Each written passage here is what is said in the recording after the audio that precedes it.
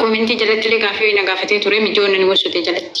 Itoophiyaan jiran jedhanii komintii san jalatti yoo argite kan ta'e Itoophiyaan jira gaafa dhufuuttee akka na dubbistuun barbaadan jedhini. Okey, amma kan Itoophiyaan jira wotte bari soba sadaffaa sobdee jechuudha. Argite? Isa jechuun kiyya bara komintii jalatti deebisee fi jechuudha. Soba osoo hin taane komintii jalatti yoon is gaafate bar gaafii sirrii si gaafate miti waan sana sirrii deebisuu fi gaafii komintii jalatti na gaafate fakkeenyaaf keessan fi na gaafannii barjoo isaanii. Ati dhattee keechaan deebisuu fi hin dandeechaan barateessa jirtee dhiyoonni si gaafate chiggireelloon fuula walirraa qabdu waan ta'eef keessaan nattee deebisuu hin dandeecha.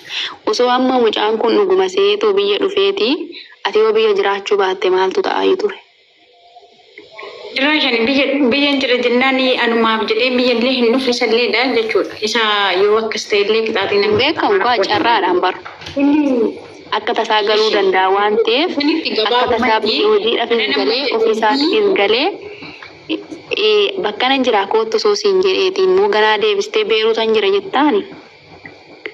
Laa ishee gabaabumatti isis moruu hin barbaadu isa fuulduratti sobuu hin barbaadu kanan beeruuti jira jedhee fi kan Itoophiyaan jiran jedhee fi kanan sobee fi dhiifama. Okay. Garuu immoo namni tokko gaafa jaalala eegalu jaalala sana karaa sirriidhaan yoo eegale immoo karaa sobaatiin yoo eegale irra milkii argata. Jaalalli sobaa karumatti hafaadha. Kana argite atamma eessuubde malee jaalala dhugaa isaaf osoo qabaatteeti waan jiru hundumaa tokko tokkoon itti himtu ture. Jechuun laal gafareendu duraayyuuti mucaan duraayyuu soodaan jechuu barbaada dubbii achitti kan sobde jettee jechuudha. Ani jechuun sittimiin ture akkuma dhaggeeffachaa turte yoo ta'e sobee yookaan immoo waan tokko gochuuf hammasuudhaaf yookaan laayikii fooloo argachuudhaaf suuraa namaa akkasuma godhu. Fammasuun rakkoon qabu baruun dhumtuu suuraa dhuma namaa poostii godhee fammasa. Anillee suuraa isaa gaafan poostii godhee viidiyoon koo baaraaliin rakkoon qabu inni mafii mishkila. Namni guyyaa tokko guyyaa lamaa guyyaa sadii poostii gochuu danda'a. Galee jira miti nama suuraa tokko fakkeenyaaf nama dinqisiifattu nama jaallattu tokko jaalala oromummaa jaalala obbummaa yookaan immoo nama dinqisiifattu tokko suuraa namaa gizee tokko gizee lama gizee sadii darbitee ni gosoota. Yoo argite kan ta'e TikTok boca innis argaa jira baay'inaan suuraa isaa malee suuraa konkolaatuu hin borsatu jechuudha. Miti malee fammasuu fi nama jaallachuu fi namni sun immoo yeroo hundaa nama sanii yaaduun garaagarummaa qaba. Dhimma fammasummaa yookaan immoo dhimmicha laayikichaa foolichaa qabaadde miti. Isa fammasuu qabu siin jedhee minni fammastuu rakkoon qabu masuun chiggireella. Akkasiin qabu jechuu barbaadu garuu osoo jaalala kana karaa sirriitiin eegaltee jiraattee shaggaadhaa mutii siin jedheen. Ammas badan sin jaalladha jedhee osoo jechuun jaalala keessatti bar waan odoo inni fakkeenyaaf inni sin jaalladha anatu jaallate malee joo isaan jaallachuu isaan beeku joo isaan irra miti kan sagalee kootii yoo dhagee bar galee miti yoo isaan irra bar kana nama isaayyuu seenee ergan suuraa isaa gosoota erga waasan gochuu jedhee qabee turee jira ji'a lakkoofsiseera garuu immoo joo isaan irra nagaafate. Yookaan immoo isa wajjin haasaa jiraadde akkas ture akkana ture jedhee haasaa kiyya keessatti wanni isa sobee yookaan immoo wanni isa intini jedhan jiru. Kirkireemti. Kun immoo beeruutiin jira Joordaanin jira jechuun akkasii nama sobsiisaa jaalala keessatti jaalala dhugaa jiran jirtu jaalala sobaa jira jirta akkasii miti. Kirkireemti gabaabumatti jaalala sobaa osoo hin taane jaalala. Argi jaalli gaafiin uummataasi. Video baay'ee meeshaa ilaaluu jecha anillee gaafii kooti video baay'ee yeroo tokko yoo dandeesse. Video baay'ee dabnaaf hin danda'amu. Waan rakkoo qaban barinnis kiloosi fuuldura jiraa miti. Fakkeenyaaf odoo waan tokko itti yaadiin har'uma kana akkas godhi gaafa jettu hin ulfaata kan dubbii hin ulfaata badu. Galee ani takkaa yommuu waan biraatti osoo ta'e takkaa viidiyoo baay'ee hin beeku. Akkuma argitu viidiyoo baay'ee suuraa isaa irratti hojjedhee hin beeku. Ofitti kaafachuu yookaan immoo akkas jechuu koo osoo hin taane hedduu sodaadhaan. Isa sodamaa odoo hin taane viidiyoo baay'ee akkas waan akkasiisan hin barannis. Jechuun guyyuma tokko immoo waan akkasii godhi hoo jettuun ulfaata. Yeroo biraa bahuu hin danda'a.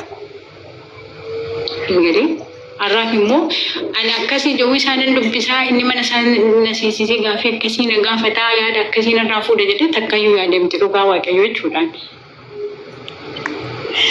Ay jechuun akka sirriitti walii galtaniif tarii si beekuullee danda'a waan jedhuuf yoo si argee dhafanii isiin jedhe beekta. Akka godhame faamilii taamee as deebimee tokkicha taamiraat as deebii amma bareedduu galatoomi. Biyyi keenyas tokko miti qaamanillee nama wal argee beekus miti. Anis baazwee Dubaay keessa hin jiru osoon Dubaay keessa jiraadhee na beekuu na arguu danda'a. Dubaay keessa hin jiru biyyi keenyas biyyatti si beekuu danda'a jechuudhaaf illee biyyi keenyas tokko miti. Jechuun yeroo biraa bahuu nan danda'a biyyoo jechuudha rakkoon hin jiru. Yeroo yommuu argaanii. Dhuftee isaa arguu hin barbaadda karaa qaama wal argitanii teechanii waan jiru kana haasa'uu barbaadda.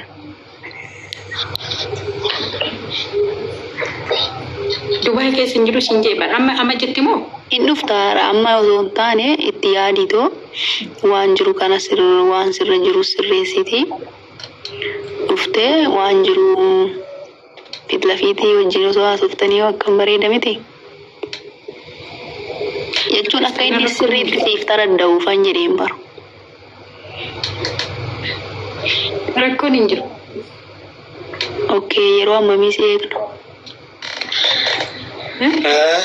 Yeroo ammamii si eegnu yoo akkasitti illee haalli xiqqoo si miti. Amma fakkeenya barbareeddu ati na eeguu baachuu miti. Abbichi dhimmaa isaadha. Ani Dubaay dhufuun rakkoon hin jiru. Rakkoon qabu waan isaanan jawwi isaanis Dubaayum keessa jirra waan ta'eef rakkoon qabu.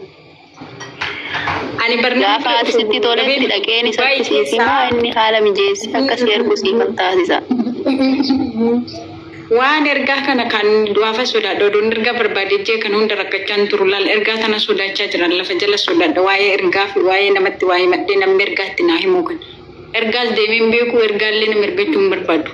Abbichi dhimmaa hin dhuftaayii wajjin teenyaa sobnaa dhufuu fedhii qabdaa jedhee gaafa abbichi dhimmaa gaafii sannaaf dhiyeesse eeyyan isaaf gaafii deebisuu hin danda'a. Garuu immoo iyyuu isaa walitti si hagganaa nyaanaa inni isa wajjin teessee haasoftaa ni dhuftaa jedhamee kan namni biraa odoonni gaafii naaf hin deebisin kootu jedhee na waamu hin dhufan. Dhugaasiin jedha. Ani jawwisaadha. Ani fi jawwisaan rakkoo hin qabu kan jedhu. Jawwisaan nama biraa ta'uu hin danda'u. Jawwisaan immoo nama biraa ta'uu hin danda'u. Jawwisaan jawwisuma waan ta'eef jechuudha. Inni yoo akkas naan jedhee gaafii sannaaf dhiyeesse rakkoo hin qabu. Duraan jawwee dhiifama dubbii naaf ta'a xiqqoomaan dubbadhee.